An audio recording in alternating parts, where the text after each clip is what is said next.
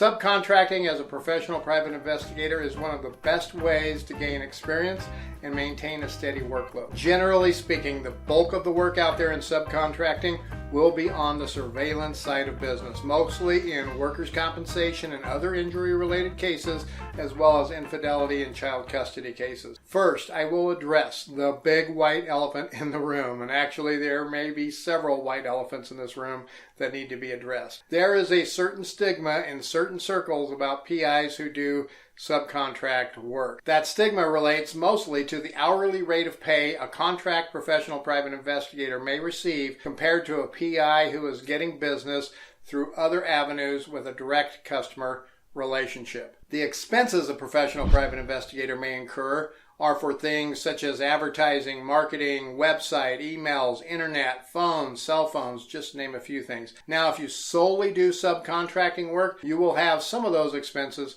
but considerably less. If you are working subcontract jobs, then you are the subcontractee and the person who hired you is a subcontractor. I will break subcontractors down into 4 primary categories: national firms, local firms, occasional subcontractors, and then the BFLBs, which we will discuss BFLBs in greater detail in a few minutes. This video is sponsored by OREP Insurance and Working PI Magazine. OREP is a leading provider of private investigator liability insurance.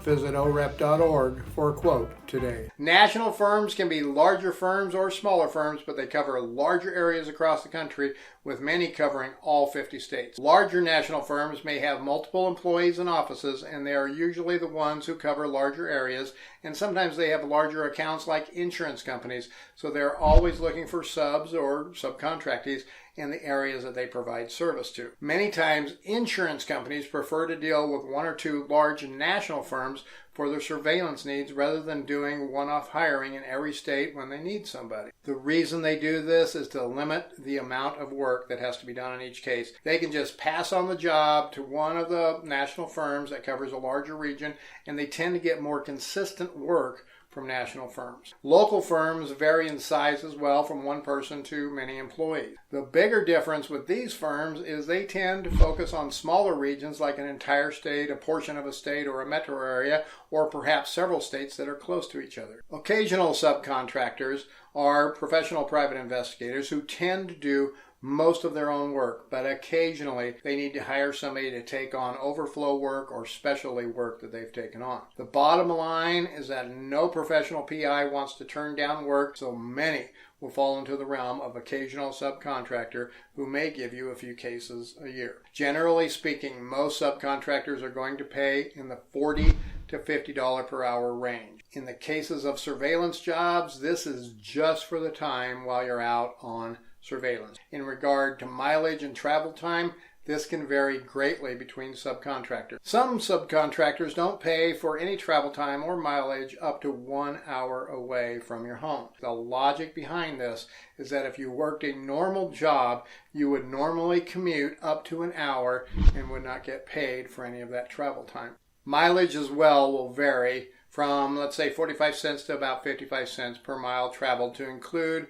going to the case, going back home, and mileage while you're out on surveillance, but it will be different with each subcontractor. If you do the math, and if a subcontractor gets $85 an hour, which is typical for most subcontractors to be at least $85 an hour or higher, and they pay 30% in expenses, that leaves $60, and then if they pay you $40 an hour, that leaves $20 an hour for them for every hour that you work. This is fairly equitable to both parties when you do the math. If the subcontractor has 5 hours total into the job doing sales, case prep, case management, client contact, then he made $20 an hour for a 16-hour job. He made about $320 or $64 an hour for that 5 hours of work that he put into it. The subcontracted PI makes about $320 for the entire case, plus any mileage and travel time that they may pay. Of course, the subcontractor grossed after your pay around $1,000 before expenses in this scenario, and many times a subcontractor may have additional case management fees built into his cost to the client to help cover unexpected time involved. Based on that, you could feasibly make more than $114,000 a year, making $40 per hour, working 5 8-hour surveillance days a week with 1 hour of travel time per day, along with mileage and 1 hour of report time and video time. There you go, folks. That is how you make over $114,000 a year and never have to sell your services to the public and have weekends off. Well, at least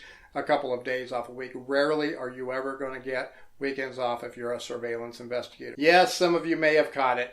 I skipped one of the levels of subcontractors, the BFLBs. BFLB stands for bottom feeder lowballers. Now, I'm sorry if I offend anybody out there, but this is a real scenario in the profession. These folks pay the very least and tend to demand the very most, usually paying $25 an hour or less. I have seen it as low as $17 an hour. Many times they are disguised on PI forums and listservs as the guy who says, send me your sub rates for consideration. They're just waiting to see who will do what for the least amount, basically making PIs bid against each other for the job. Now, I will say there is a place for these subcontractors in the PI world. For those PIs just getting into the professional private investigator field, this may be an easy way to quickly get experience built up. When I started as a PI, I started working at $25 an hour, flat rate per case, no mileage, no travel time, no report time, no video time, so a flat $400 for a 2-day, 16-hour surveillance case. I worked my butt off, folks, for 3 to 4 years at that rate to build up my experience and caseload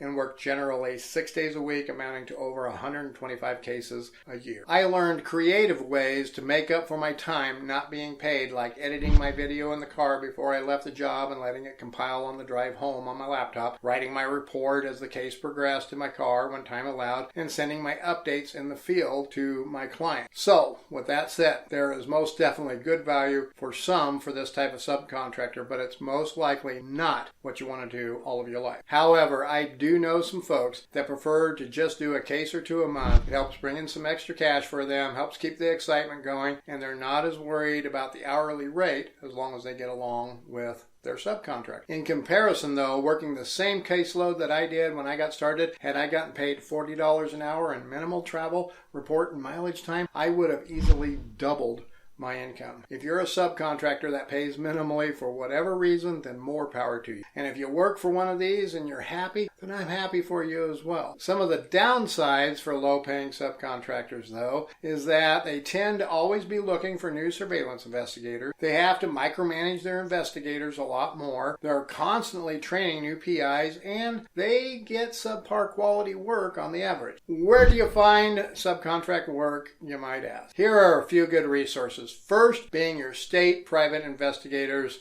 association. State associations are great for identifying these local and occasional subcontractors, but don't just join one and expect the jobs to come flooding in. You get what you put into most things in business, folks, so you need to do some networking, some handshaking, get your name out there. That's very important. Give it some time. Now, most state associations also have some sort of a listserv where members post jobs and leads, so that is always a huge way to find some jobs.